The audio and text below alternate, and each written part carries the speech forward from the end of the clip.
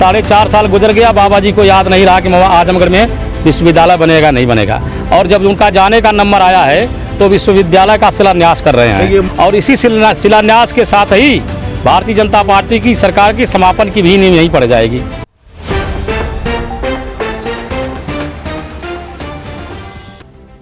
Purvanchal expressway के उद्घाटन के कुछ दिन ही अब शेष बचे हैं, जिसको लेकर सियासी पारा चढ़ता नजर आ रहा है। विपक्षी पार्टियां एक्सप्रेसवे की गुणवत्ता पर लगातार सवाल उठा रही हैं, जिसमें मुख्य रूप से समाजवादी पार्टी शामिल है। दरअसल समाजवादी पार्टी के आजमगढ़ जिला के पूर्व जिलाध्यक्ष अखिलेश यादव ने एक्सप्रेसवे की गुणवत्ता पर अब सवाल उठाए हैं।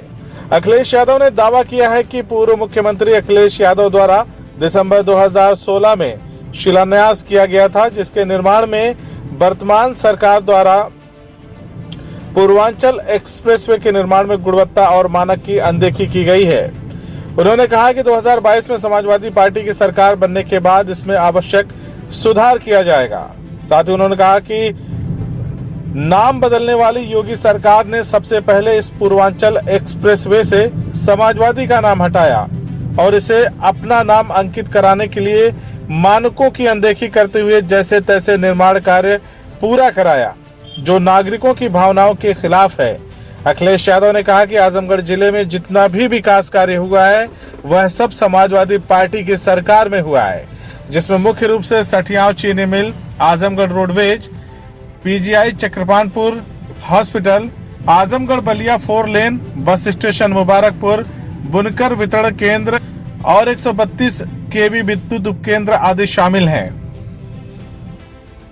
पहले तो ये जान लीजिए कि इस पूर्वांचल एक्सप्रेस का नाम जब समाजवादी पार्टी की सरकार थी तो इसका नाम ही समाजवादी पूर्वांचल एक्सप्रेस था। लेकिन ये बाबा जी की कृपा है, नाम बदलने में माहिर हैं, तो उन्होंने पूर्वांचल एक्सप्रेस का नाम समाजवादी काट करके पूर्वांचल एक्सप्रेसवे कर दिया।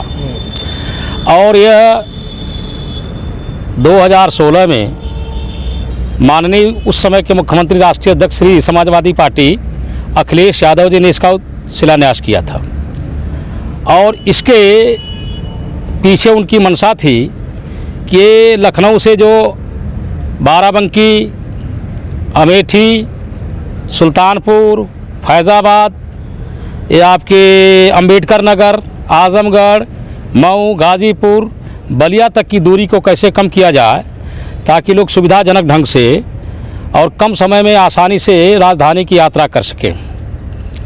और इसके अगल बगल में कृषि मंडियां बनाने का, होटल बनाने का, तमाम मार्केटिंग कॉम्प्लेक्स बनाने की उनकी अपनी योजना थी।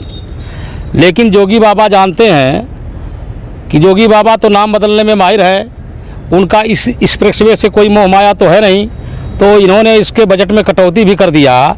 समाजवादी सरकार में 70% मुआवजा किसानों का दे दिया गया था।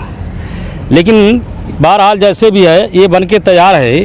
हमें इस पे आकर के इसलिए प्रसन्नता हो रही है कि हमारे नेता का बनाया हुआ यह एक्सप्रेसवे है और हमारे नेता ने पूर्वांचल के लोगों को स्नेह आजमगढ़ जनपद से या मुबारकपुर के लोगों से हमारे राष्ट्रीय अध्यक्ष जी का जो लगाव है उसकी निशानी के रूप में अभी इस पूर्वांचल एक्सप्रेसवे को देखते हैं। बाबा जी नाम बदल दिया, इसका नाम समाजवादी पूर्वांचल एक्सप्रेसवे था तो बदला नहीं, बाबा जी ने बदल दिया, इसका पूर्वांचल एक्सप्रेसवे कर दिया। अच्छा, बाबा जी को समाजवादी से बड़ी नफरत है।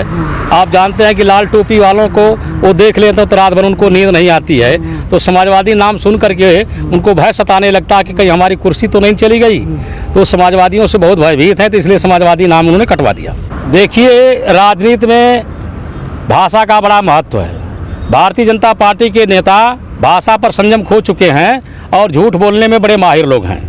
अमित साहब आ रहे हैं, वो देश के गृह मंत्री हैं, विश्वविद्यालय का शिलान्यास करने के लिए आ रहे हैं। 4.5 साल की इनकी सरकार चली गई और लगातार आजम के बुद्धिजीवी लोग, यहाँ के विद्यार्थी और हमारे अधिवक्ता संघ के लोग, तमाम लोग इस बात को मांग कर रहे हैं कि आजमगढ़ में विश्वविद्यालय बनना चाहिए। 4.5 साल गुजर गया, बाबा जी को याद नहीं रहा कि आजमगढ़ में विश्वविद्यालय बनेगा नहीं बनेगा। और जब उनका जाने का नंबर आया है तो विश्वविद्यालय का शिलान्यास कर रहे हैं। ये मांगे तो काफ़ी वर्षों से थी। हम तो कह रहे हैं आपसे, जब उनके जाने का नंबर आया तो शिलान्यास करने आ रहे हैं और इसी शिलान्यास के साथ ही भारतीय जनता पार्टी की सरकार की समापन की भी नींव यहीं पड़ जाएगी। CIB इंडिया न्यूज की सभी खबरों को देखने के लिए लाल रंग की बटन को दबाकर चैनल को सब्सक्राइब जरूर करें, घंटी जरूर दबाएं ताकि हमारी सभी खबरों के नोटिफिकेशंस आप तक पहुंचते रहें।